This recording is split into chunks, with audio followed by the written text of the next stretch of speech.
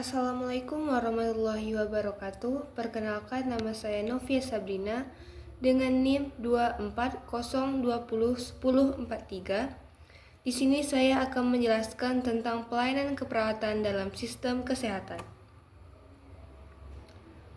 Pelayanan keperawatan adalah suatu bentuk pelayanan profesional yang ditujukan kepada individu, keluarga, kelompok, atau masyarakat baik sehat maupun sakit.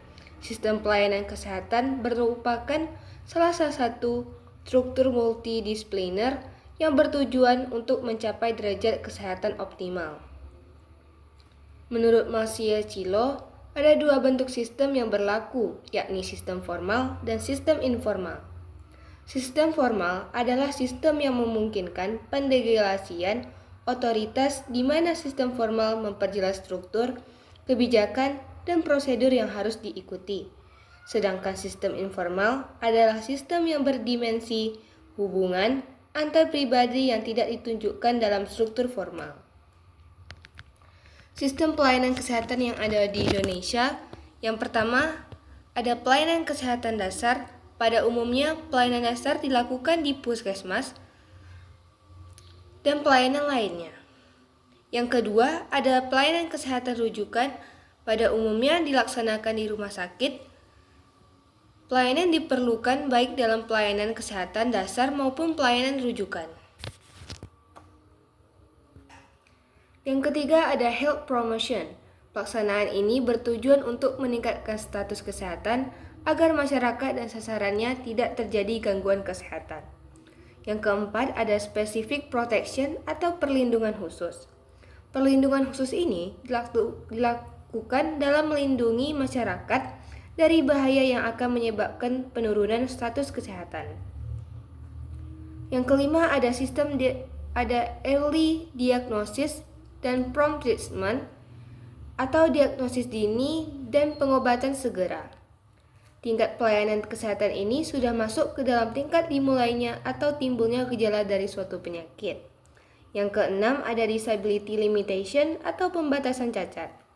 Pembatasan kecacatan ini dilakukan untuk mencegah agar pasien atau masyarakat tidak mengalami dampak kecacatan akibat penyakit yang ditimbulkan. Yang terakhir, ada rehabilitation atau rehabilitasi, yaitu tingkat pelayanan dilaksanakan setelah pasien didiagnosis sembuh. Unsur-unsur pelayanan keperawatan dalam sistem pelayanan kesehatan. Yang pertama ada input. Input yaitu suatu sumber, daya atau masukan dalam suatu sistem. Sedangkan kesehatan adalah subsistem yang akan memberikan segala masukan. Sumber daya suatu sistem ada 6, yaitu man, orang untuk sistem program pelayanan terpadu, money, dana yang dapat digali dari swadaya masyarakat dan sebagainya, material seperti vaksin, jarum, alat timbang, obat-obatan, dan lain-lain, metode atau cara penyimpanan vaksin diartikan cara untuk segala hal yang berhubungan dengan material. Ada minutes seperti waktu yang sudah disediakan oleh ibu untuk kegiatan posyandu, market, masyarakat, dan faktor-faktor yang mempengaruhi seperti lokasi kegiatan posyandu, transportasi, dan lain-lain. Yang kedua ada proses. Proses adalah kegiatan yang mengubah sebuah masukan menjadi sebuah hasil yang diharapkan oleh sistem tersebut. Yang ketiga ada output. Output adalah hasil iuran suatu sistem.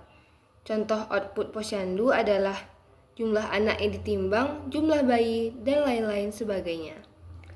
Yang keempat ada dampak. Dampak merupakan akibat output suatu sistem terjadi dalam waktu yang relatif lama.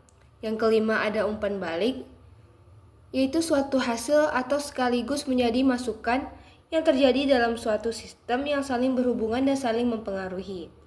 Yang keenam ada lingkungan, yaitu semua yang berada di luar sistem dapat mempengaruhi pelayanan kesehatan seperti lingkungan sosial dan geografi.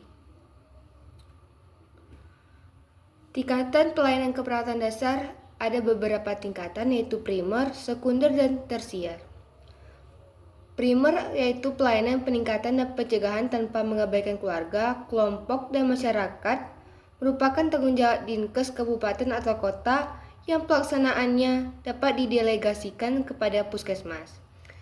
Yang kedua ada sekunder, menerima rujukan kesehatan dari pelayanan kesehatan masyarakat primer dan memberikan fasilitas dalam bentuk sarana, teknologi sumber daya manusia kesehatan, serta didukung oleh pelayanan kesehatan masyarakat tersier.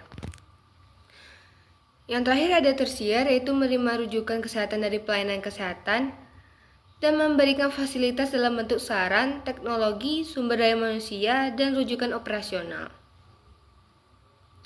Kegiatan pelayanan dalam pasal 2 Undang-Undang Kesehatan yaitu pelayanan kesehatan promotif, suatu kegiatan atau serangkaian kegiatan pelayanan kesehatan yang lebih mengutamakan kegiatan yang bersifat promosi kesehatan. Pelayanan kesehatan preventif, suatu kegiatan pencegahan terhadap suatu masalah kesehatan atau penyakit. Pelayanan kesehatan kuratif, serangkaian kegiatan pengobatan yang ditujukan untuk penyembuhan penyakit, pengurangan penderitaan, pengendalian penyakit, pengendalian kecacatan, agar kualitas penderita dapat terjaga seoptimal mungkin. Dan yang terakhir ada pelayanan kesehatan rehabilitatif, yaitu serangkaian kegiatan untuk mengembalikan bekas penderita ke dalam masyarakat. Mungkin itu saja yang dapat saya sampaikan. Lebih dan kurangnya saya mohon maaf. Wassalamualaikum warahmatullahi wabarakatuh.